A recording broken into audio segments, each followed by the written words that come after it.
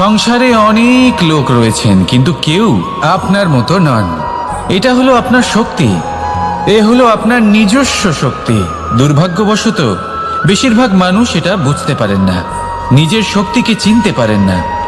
কিন্তু যদি আপনি চিনতে পারেন, তাহলে আপনি নিজের অন্তরে অনুভব করবেন একটা অসীম শক্তির অস্তিত্ব। যে সাফল্যের পথে আপনি চলছেন, আপনি দেখবেন যে এই সাফল্যের দ্বার নিজে থেকেই খুলে গেছে।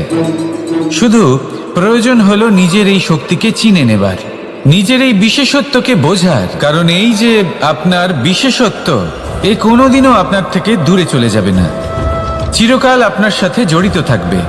যদি আমি বাহুবলের কথা বলি, সময়ের সাথে সেটা চলে যাবেই। যদি কথা বলি অর্জিত ধনের, তাহলে সময়ের সাথে সেটাও চলে যাবে।